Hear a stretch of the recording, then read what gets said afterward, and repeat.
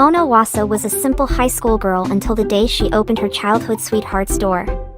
The scene before her shattered her worldviews. Wasa fled in shock, recalling her innocent and cute childhood sweetheart. She couldn't believe this was real. Deeply impacted, she began associating everything she saw on the streets with lewd content, feeling overwhelmed. Why did things turn out this way? Days earlier, Wasa and her friend Yuriko joined the school's literature and art club. They would recite works daily, and their recent study was on an adult-themed novel. The club president, Rika, a seasoned member, believed that deep interaction should only exist in novels. In reality, it becomes dirty. Another senior, Hamachi, wanted to understand this knowledge to write her novel. The most eccentric was the school beauty Nina, who seemed untainted by worldly desires. In fact, she's quite interested in that area. When asked about her pre-death wishes, she bluntly said, "Sex."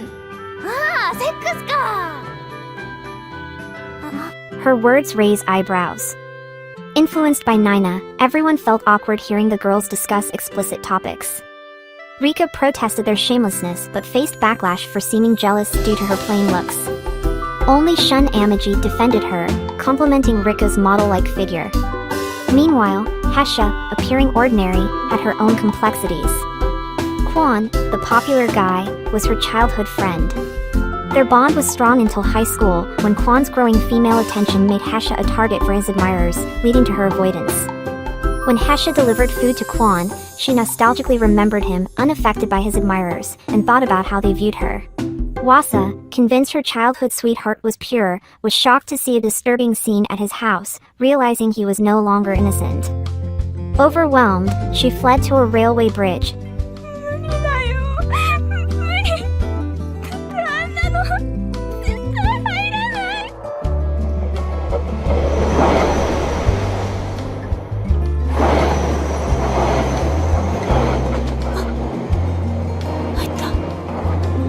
Seeking clarity, Wasa went to a bookstore for scientific books. There, she encountered Nina harassed by a sleazy man, who asked her to act in a play. Nina quickly switched from a refined beauty to a bold girl, handling the situation while delegating the man to Wasa for help. Wasa, though hesitant, played along.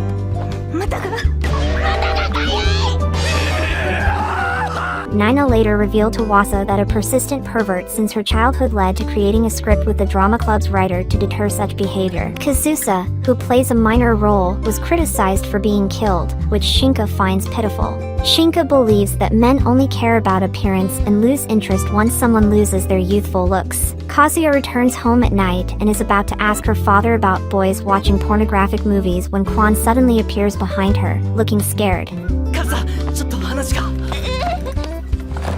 Kwon vigorously shakes Hesha's head and asks to talk. Hesha promises to forget what he saw, but can't control his hind legs. Akwon sees this and leaves. The next day, Li Xiang fails in vaulting during PE class and is mocked by a hot girl. Angry, Li Xiang rushes out of the gym and washes his face. Amaji Shun approaches him and comments on Sonozaki-san's cuteness. Li Xiang shyly grabs a water pipe and points it at Shun Amaji, who remains unfazed and says she looks young like this. Rika became even shyer, dropped the water pipe, and ran away. Later, Hesha saw Izumi being called away by a female classmate. Yuriko lost her composure and wanted to rush over when she heard about confessing. They had to supervise Akwon's new dishes for the neighbor's aunt. They went to see Akwon instead of being in a stalemate. Hesha was relieved when Akwon rejected the girl's confession. However, the girl didn't give up and asked Akwon to consider her because she liked him and would wait for him. Akwon didn't refuse and asked Shinai what she was doing. Kazusa asked Akwon if he didn't reject the girl because she wanted to do something sexy. The next day, the principal and director announced that the stories from the little porn book had been complained about and the Ministry of Literature and Art would be abolished. Hesha felt crushed by the news, as she found solace in this place. The proposed closure of the ministry was met with strong resistance. They urgently needed a consultant for the Ministry of Literature and Art. At the river that evening, Shina's tears revealed her genuine concern for Akwon. Xena posed a poignant question: in a world ending without communication, who would you choose to be with? Kazusa instinctively thought of Aquin, recognizing their shared affection. Elsewhere, Li Xiang and Hongo, at a bookstore, came across a rival's book. Disturbed, Hongo called the editor about this sudden shift. The editor cited business needs for the change. Disheartened, Hongo pondered over the intricate plot he had developed for his own publication. I was discussing pornographic waste on the forum with my uncle, but there was no progress. Isn't it useless without practice? With this in mind, Hongo applied to the male netizen Milo. Hongo quickly left the scene when he realized it was a human trafficker. If it was just a greasy uncle, he had to endure it. Writing the plot is the most important outcome. Unexpectedly, the person in front of me turned out to be a handsome guy. He looked familiar and turned out to be the handsome guy from school. The teacher recognized Hongo and quickly left. Although the interview was unsuccessful, Hongo had a new idea. Meanwhile, the neighbor's aunt invited Hesha to eat at home. She asked Hesha to go upstairs and get the ketchup from Kwan's room. Hesha entered the room nervously. There was nothing as expected, and she let out a sigh of relief. She noticed a CD on the table that they had watched as children. She had never seen it before. Aquin was watching it alone and wondered why Hizo was led into the room. Hezekiah quickly left the room, put ketchup in Aquin's hands, and took the CD with questionable content back home. Aquin searched for the CD but couldn't find it. He felt ashamed after realizing it was taken. The next day, Hongo brought teacher Yamagishi to the principal to save the art department. They were caught and forced to agree. Despite this, the literature and art department brought happiness to everyone. In the evening, Hesha rang the neighbor's doorbell and found nobody home. She quietly entered Aquin's room to return the CD. When caught, Aquin confessed that he had impulsive thoughts but never intended to act on them. I would do this with you and Hesha, but I never considered it. Hesha couldn't hold back her tears, bypassed Aquin, and hurried downstairs, accidentally stepping on thin air. Aquin. I'm sorry, blushed Aquin, apologizing to her, but Hesha didn't listen and left sadly. The next day, Li Xiang transformed her appearance and surprised her classmates with her long hair and beauty. They didn't expect the veteran cadre to follow fashion and become a beautiful girl. Some joked that she did it because she liked Shun Amaji. Don't joke! I can change my appearance on a whim, laughed Amaji Shun, but Li Xiang felt uneasy. During lunch break, she planned to relax on the rooftop, but the door was locked. Depressed, Li Xiang was approached by Amaji Shun, who confessed to her. Give me 50's report. Since you were deceived by my appearance change, write it for me. Despite the absurdity, Amaji Jun obediently wrote it and showed it to Li Xiang for review. As the director of the literature and art department, she could tell it was a rushed account and felt perfunctory. Until she saw the back, filled with papers saying "You are so cute," Li Xiang was reminded of her classmates who had constantly insulted her appearance. Tears welled up in her eyes.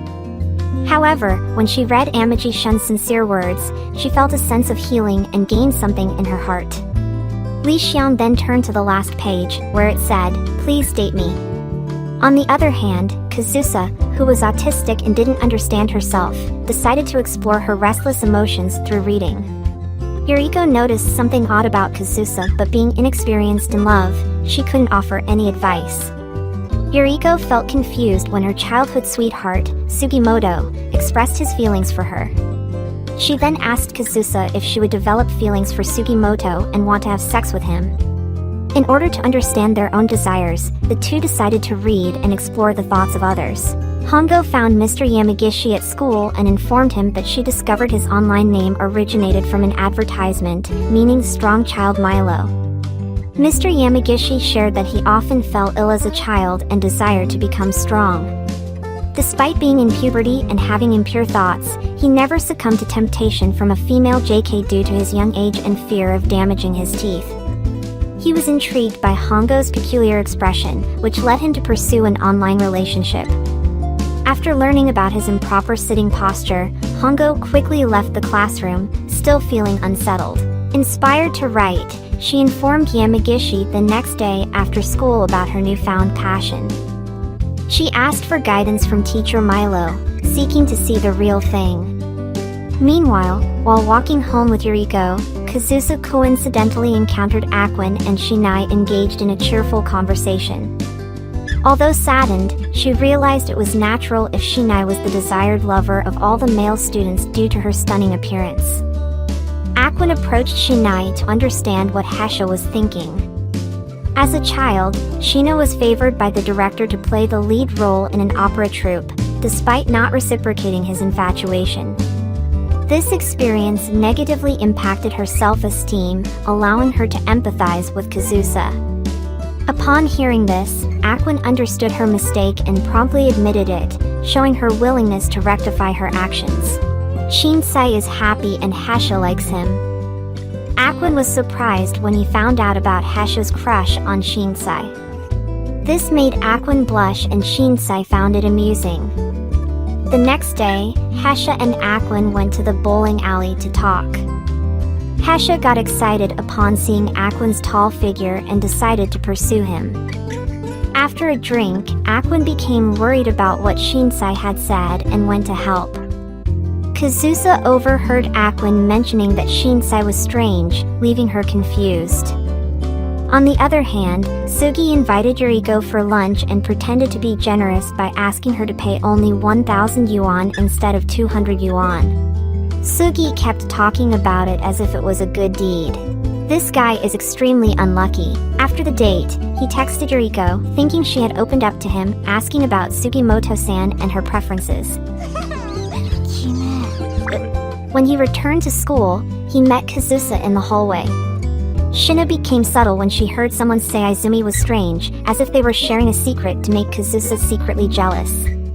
Meanwhile, Rika approved and returned Shun Amaji's love letter. He was instructed to read it again, but he wanted an immediate answer. As they both fought for it, the papers fell. Amaji June picked one up and saw Li Xian's response. She agreed.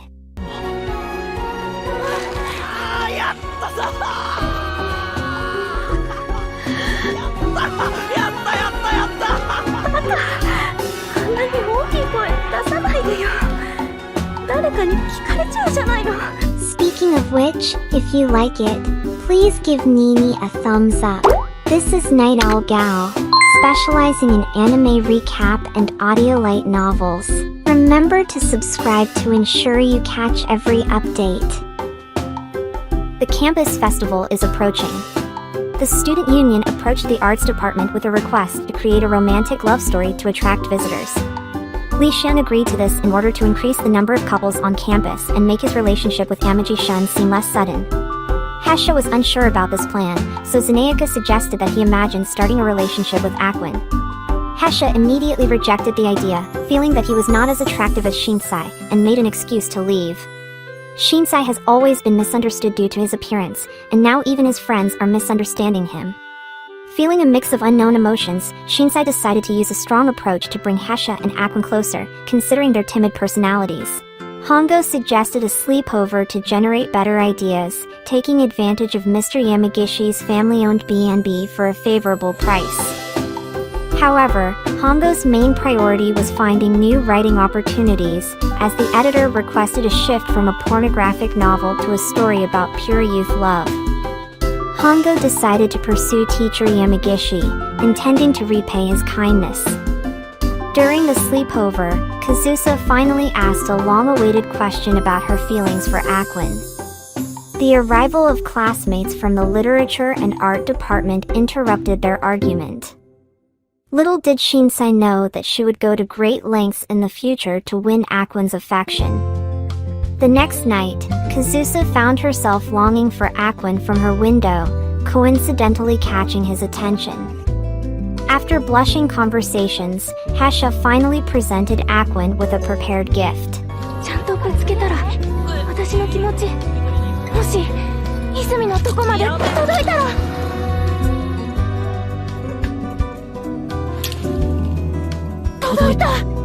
Kazusa was resolute about confessing her love to Quan, but at school, Shinai's actions exposed her own feelings for Aquin.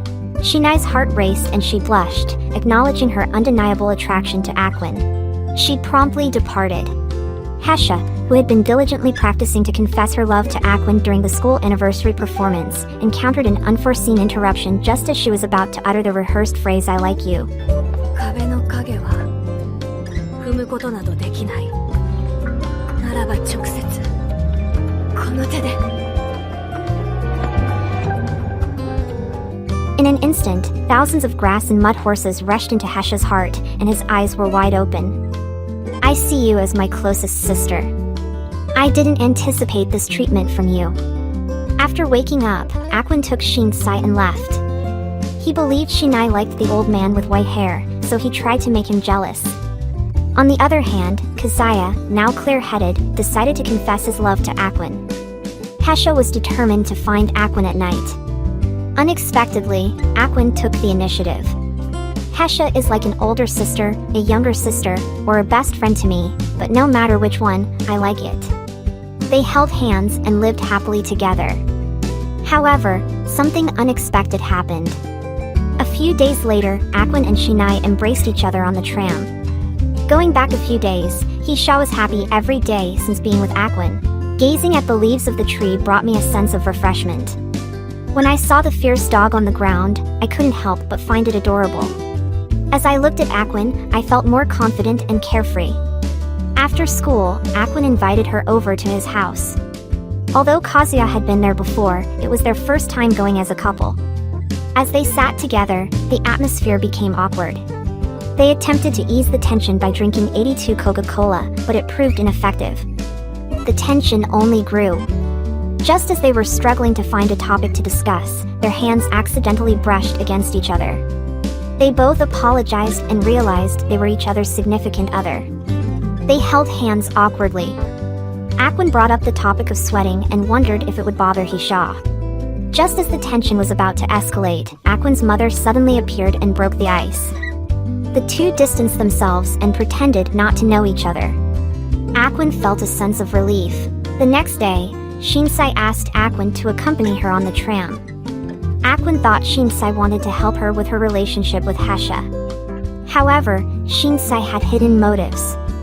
On the tram, she pretended a person behind her had bad intentions and asked Akwin for help without waiting for a response. They embraced in a bewildering way. As Akwin was losing control of his desires, the tram suddenly arrived at the station. Akwin regained his senses and swiftly got off. His face flushed. Another person did the same. どうしてそんなに激しく抵抗するの？私そんなに魅力がない？そういうことじゃない。初めて同士じゃうまくいかないよきっと。私で練習すればいいじゃない。したくない。だってたくせに。Kwon felt intense self-blame for his regretful deeds. He questioned his feelings for Hesha. Shina felt devastated, thinking she had lost her youthful attractiveness. She noticed the old man's pale hair, weak body, and pitiful appearance. Shinsai boldly stepped on the sofa. The old man disrespectfully approached, and as he was about to kiss Shinsai, she was startled by his protruding white nose hair. She promptly punched him, causing his nose to bleed and glasses to shatter. Shinsai swiftly fled, leaving the old man injured. In the dimness, a few sparse white nose hairs could be seen. Shinai felt trapped, unable to be with her beloved and forced to witness him arguing with other girls. Unable to bear this unfulfilled longing, Shinai made a decision regarding her best friend, Yarn. I would like to express my affection for Akwin and ask for Hesha's permission. Let's compete fairly. Hesha acknowledges that without Shinsai's guidance and support, she wouldn't have had the courage to confess her feelings to Akwin. Since she couldn't be with Akwin, she made a decision that went against her ancestors' wishes. She agreed to Shinai's confession and embraced Shinsai. However, Kazusa regretted this decision after leaving school. As a result, Hesha decided to cook rice at Akwin's place to prevent any future complications. Akwin thought Hesha was joking and continued to talk about Shinsai. When Hesha heard Shinsai's name, she lost interest and asked if there was anything going on between Akwin and Shinsai. Akwin promptly clarified that there was nothing between him and Shinai because he loved Kazusa too much. I want to protect and cherish her. Feeling sorry for her, I became very sad and left. The principal enforced a rule against interaction between males and females. Li Xiong, who got involved by accident, was expelled from school as a warning. Upon hearing this, the girls from 16-7 decided to kidnap the teacher and threaten the school to withdraw the rule. However, the school leaders dismissed the incident as a joke. Since tomorrow is Saturday and only club members will be at school, everyone went home to sleep. Akwon received a message from Hesha, saying that she would be coming to school. Akwon panicked, worried that Hesha would be implicated in the teacher's kidnapping. Shinai reassured her, saying it was the perfect opportunity to meet her best friend's boyfriend. Upon learning all this, Yuriko became emotionally agitated and began yelling at Nina. It turns out she really is a Yuri. 私傷ついたっていいよ。それより菅原氏が誰とも付き合わないでいてくれた方がいい。ずっといい。 Yuriko collapsed and tried to escape after speaking, but Shina held onto her wrist. She explained that she didn't mean to confess or pursue a relationship, just express her liking for Akwon. Unbeknownst to them, Akwon overheard this as he entered through the window. Yuriko had to offer an honest explanation to Shina and Kazusa, resulting in a memorable scene. 俺が好きなのは数だ。性的な欲求を感じるのは菅原さんだ。 Everyone was shocked, their eyes fixed on the copper bells, overwhelming the three girls. Tsuneika expressed satisfaction with her physical desires, believing desire and emotion are inseparable. I also desire Akwon, she added, leaving everyone speechless. Akwon blushed, wishing to disappear. Hesha collapsed with a gloomy face, furious. The corridor erupted into arguments. Teacher Yamagishi, tied up, reminded everyone they had gathered to resolve Rika's grievances but had veered off topic. To regroup, Teacher Yamagishi suggested playing Color Ghost. Yuriko volunteered to be the first ghost. 菅原氏のことを思って夜も眠れない桃子の桃色。 As the game began, Shinsai had already rushed off to search for the color. Yuriko ignored everyone and went straight to chase Aina. When she saw Aina desperately searching for her color, Yuriko hugged her from behind, tears welling up in her eyes. This moment brought relief to Yuriko as she finally felt Aina. Shinsai also shared her thoughts on the color they were looking for, saying, "We are a cyan group, right?" Before anyone could clarify, Shinsai started a countdown and Saya hurried out to find the moonlight with a cyan hue. The dark corridor revealed the cyan color Shinai had mentioned. Akwon joined them to resolve the misunderstanding with Hesha, admitting that he sensed Shinai's needs but had never considered her actions. あっさには性欲以外のこと。ずっと一緒にいて、愛情とか家族みたいな感じとか、そういうのが強くて。そうなんだよ。性的なことに興味もあるけど嫌悪もあって。だけど好きなんだよ。可愛いって思うし。そう、かっこいいし、いつかは。 Shinsai felt uneasy upon hearing everything, but it's common to love without getting it back. The literature and art department resolved the misunderstanding with Akwon and the girls, and they all made up. The next day, the principal was amazed by the scene at school, saying, "No filming allowed." It's awesome. In life, people must do thrilling things to truly enjoy their youth. Oh Maidens in Your Savage Season delves into girls' views on love and desire during adolescence. Don't miss this intriguing part. Stay tuned for the next installment.